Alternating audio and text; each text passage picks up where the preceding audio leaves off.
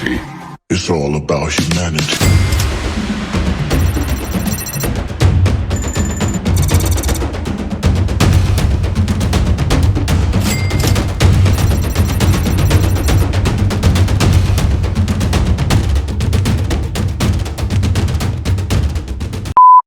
పెళ్లి అంటే భారతీయులకు కేవలం సాంప్రదాయం మాత్రమే కాదు, పెళ్లి అంటే బరువు బాధ్యత, పెళ్లి అంటే పరువు ప్రతిష్ట.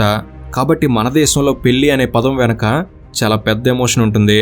జీవితంలో ఒకే ఒక్కసారి జరిగే వేడుక అని కొందరు, జీవితాంతం గుర్తుండాలని మరికొందరు, కుటుంబంలో జరిగే పెళ్లి గురించి 10 మంది గొప్పగా మాట్లాడుకోవాలని ఇంకొందరు. ఇలా ఒక్కొక్కరు అనేక కారణాలతో గొప్పగా ఘనంగా స్తోమతకు మించి స్థాయిని మరిచి అప్పులు చేసి మరి అతిథుల్ని ఆనంద పెట్టడమే పెళ్లి అన్నట్లుగా ప్రస్తుత పరిస్థితి మారిపోయింది. ఒకవైపు పెరుగుతున్న ఖర్చులు, మరోవైపు తగ్గుతున్న ఆదాయం, వీటన్నిటిని పట్టించుకోకుండానే స్టేటస్ అనే ట్యాగ్ తగిలించుకొని పెళ్లిళ్ళు చేస్తున్నారు. కానీ వాస్తవంగా మాత్రం పెళ్లి అనే తంతు ముగిసిన తర్వాత పెళ్లి మీద పెట్టిన ఖర్చులు, పెళ్లి కోసం చేసిన అప్పులు తీర్చలేక ఎన్నో కుటుంబాలు ఆర్థికంగా ఇబ్బందులు పడుతున్నాయి. కాబట్టి ఈ వీడియోలో కొన్ని ముఖ్యమైన విషయాల గురించే మాట్లాడబోతున్నాము. అసలు మన సమాజంలో పెళ్లి అనే వేడుకకు ఎందుకంత ప్రాధాన్యత ఏర్పడింది? స్తోమతకు మించి ఘనంగా వివాహాలు చేయడానికి ఎందుకంత ఆసక్తి చూపిస్తున్నారు? అసలు వివాహం అనే ఎమోషన్ చుట్టూ ఎలాంటి వ్యాపారం జరుగుతుంది?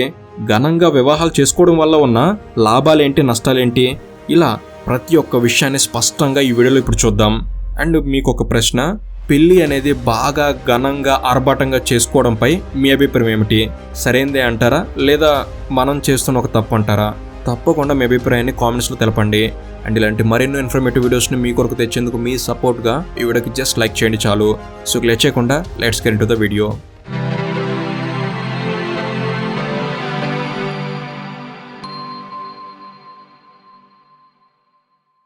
ఒక వ్యక్తి పెళ్లి చేసుకుని సొంతంగా జీవితాన్ని ప్రారంభించి పిల్లల్ని కని సమాజంలో నలుగురితో పాటు ఎదుగుతూ 20 నుంచి 25 సంవత్సరాలు గడిచే నాటికి సామాజికంగా, కుటుంబం పరంగా, వృత్తిపరంగా ఇలా సమాజంలో అనేక పరిచయాలని అతను ఏర్పరచుకుంటాడు.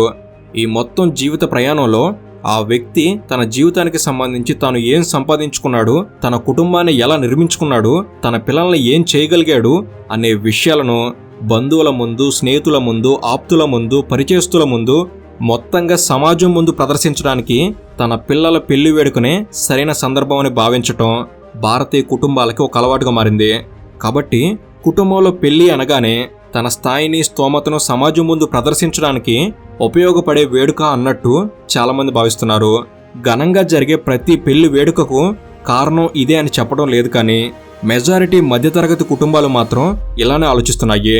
ఇంకొన్ని సందర్భాల్లో బంధువులను, స్నేహితులను చూసి వారిలా ఘనంగా పెళ్లి జరిపించాలని తల్లిదండ్రులు, వారిలా పెళ్లి చేసుకోవాలని పిల్లలు కూడా కోరుకుంటున్నారు. జీవితంలో ఒకే ఒక్కసారి జరిగే వేడుక కావడం కూడా పెళ్లి వేడుక ఘనంగా జరగడానికి మరో కారణం.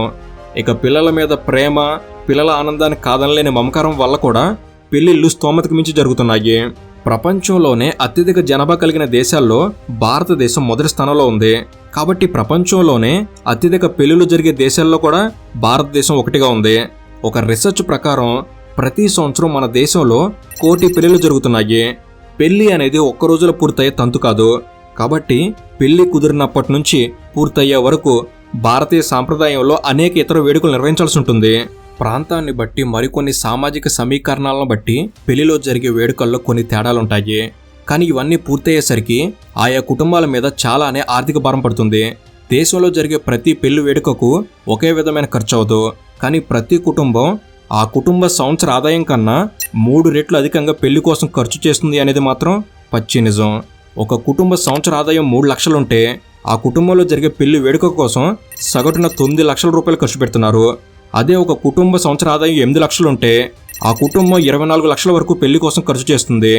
కాబట్టి ప్రతి కుటుంబ ఆదాయాన్ని బట్టి వారి పెళ్లిలో పెట్టే ఖర్చు మారుతుంది. కానీ సంవత్సరానికి 3 లక్షలు సంపాదించేవారు పెళ్లి కోసం 9 లక్షలు ఖర్చు చేసిన, సంవత్సరానికి 8 లక్షలు సంపాదించేవారు పెళ్లి కోసం 24 లక్షలు ఖర్చు చేసిన, 2 కుటుంబాల మీద పడే భారం మాత్రం సమానంగానే ఉంటుంది. ఈ లెక్కలు కేవలం ఒక కుటుంబం వైపు నుంచి ఆలోచించి చెప్తున్న లెక్కలు మాత్రమే.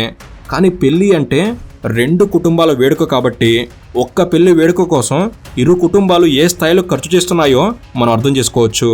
ఒక కుటుంబం ఒక సంవత్సరం సంపాదన కన్నా 3 రెట్లు ఎక్కువ డబ్బు ఒకే ఒక్క వేడుక నిర్వహించడానికి ఖర్చు చేయడం అనేది మెజారిటీ కుటుంబాల్లో పరిపాటిగా మారింది.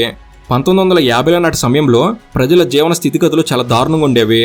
ఆ సమయంలో కూడు గూడు గుడ్డ వీటినే సమాజం ఆస్తిగా భావించేది. ఇక ఎప్పుడైతే కూడు గూడు గుడ్డ ఈ మూడింటి అవసరం తీరిన తర్వాత భూములు, బంగ్లాలు, ఆ తర్వాత వాహనాలు, బంగారు ఆభరణాలు, ఇలా సమాజంలో మనుషుల స్టేటస్ని డిసైడ్ చేసే విషయాల్లో విపరీతమైన మార్పులు వచ్చాయి.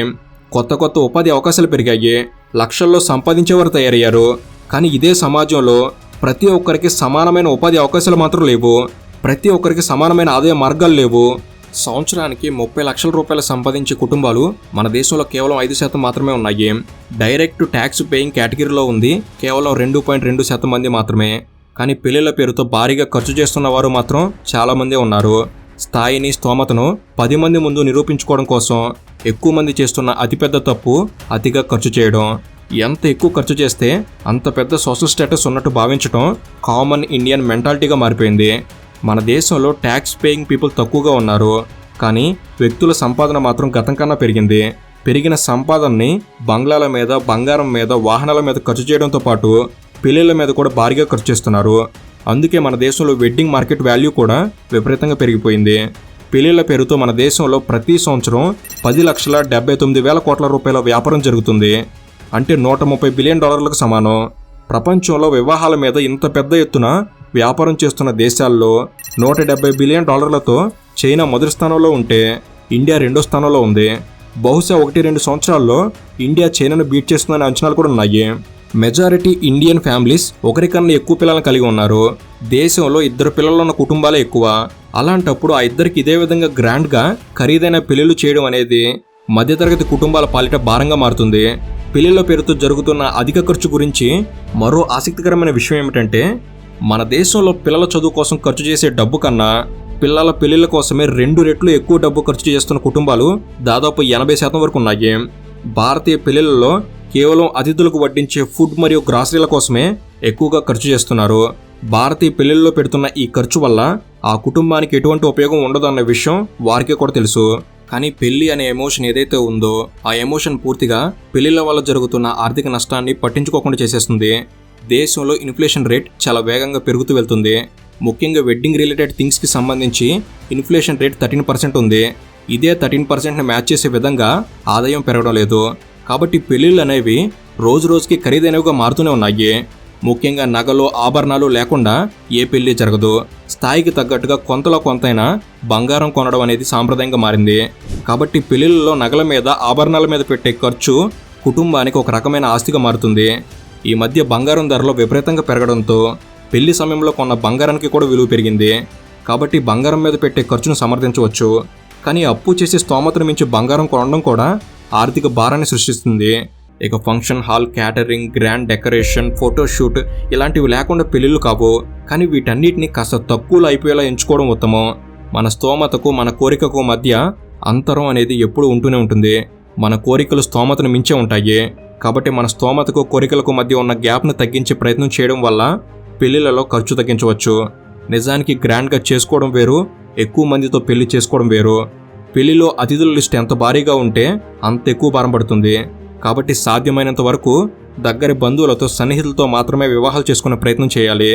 ఇలా వివాహాల్లో ఖర్చు తగ్గించి మిగిలిన డబ్బుని వధూవరుల భవిష్యత్ అవసరాల కోసం ఉపయోగించుకోవచ్చు. నిజానికి ఇలా గ్రాండ్గా, ఎక్స్పెన్సివ్గా, లావిష్గా వివాహాలు చేయడం వల్ల ఉపయోగాలు కూడా ఉన్నాయి. ఎకనామీలో మల్టీప్లేయర్ థియరీ ఒకటి ఉంటుంది.